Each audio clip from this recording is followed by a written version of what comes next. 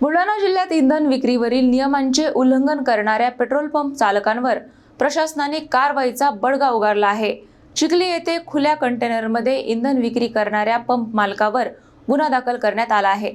बुलढाणा जिल्ह्यात इंधन पुरवठा सुरळीत ठेवण्यासाठी आणि सुरक्षिततेच्या दृष्टीने प्रशासनाने कडक भूमिका घेतली आहे। जिल्हाधिकाऱ्यांच्या आदेशानुसार पेट्रोल पंपांवर इंधन केवळ वाहनांच्या टाकीतच देणे बंधनकारक करण्यात आले असून कॅन, बाटली किंवा खुल्या कंटेनरमध्ये इंधन विक्रीवर बंदी घालण्यात आली आहे। मात्र चिखली येथील जालना रोडवरील रेणुका पेट्रोल पंपावर 26 मार्च रोजी या नियमांचे उल्लंघन होत असल्याचे आढळून आले। खुल्या टाक्या आणि बाटल्यांमध्ये इंधन विक्री केली जात असल्याने सार्वजनिक सुरक्षेचा गंभीर प्रश्न निर्माण झाला होता। या प्रकरणी पुरवठा निरीक्षक रवींद्र वाघ यांच्या फिर्यादीवरून चिखली पोलीस ठाण्यात संबंधित पंप मालकाविरोधात गुन्हा दाखल करण्यात आला आहे। ही जिल्ह्यातील पहिलीच कारवाई असून प्रशासनाने इशारा दिला आहे की नियमभंग करणाऱ्यांवर यापुढे कठोर कारवाई केली जाईल। नागरिकांनीही अनावश्यक इंधन साठवणूक टाळावी असे आवाहन करण्यात आले आहे।